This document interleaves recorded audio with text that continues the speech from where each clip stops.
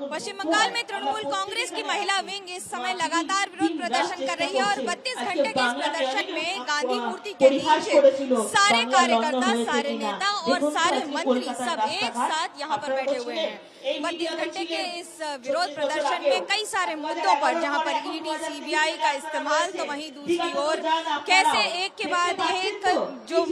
पैसा ड्यू है केंद्र सरकार से राज्य सरकार की ओर, उसको नहीं देने के आरोप, और साथ ही साथ बहुत सारा व्यंग्य। क्या क्या लिखा है वो भी आपको बता देते हैं, क्योंकि पाला भवन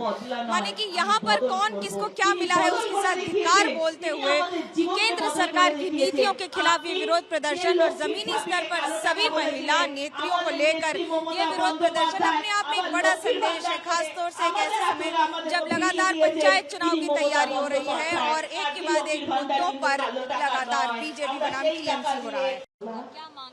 देखिए, पहले तो बात है कि मार्च में इस साल मार्च के एकदम 28-29 तारीख को मुख्यमंत्री श्रीमती ममता बनर्जी और तृणमूल कांग्रेस की चेयरपर्सन के हैसियत से 36 घंटा का जो है एक विरोध प्रदर्शन हुआ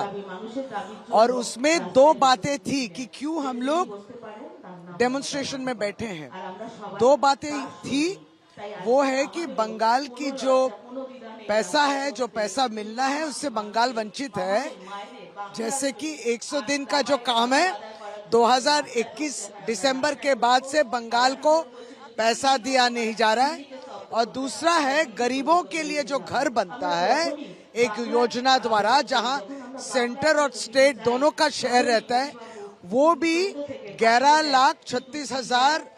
बाड़ी जो है लिस्ट एकदम तय है, उसमें कोई मिस्टेक्स नहीं है। लेकिन फिर भी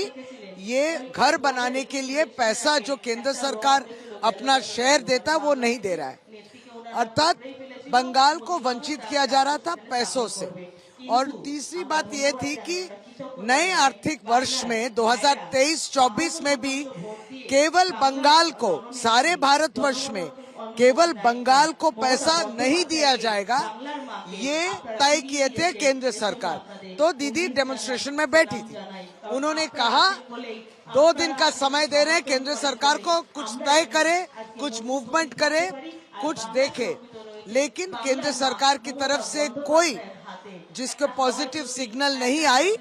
इसलिए धारावाहिक स्तर हम लोग तृणमूल कांग्रेस महिला शाखा आज 32 घंटा के धरना में बैठे हैं। और उसके संग हमारे साधारण संपादक अभिषेक बनर्जी 60 दिन के बंगाल के यात्रा में हैं। घर घर तक, पंचायत के हर घर तक ये बात पहुंच जाएगी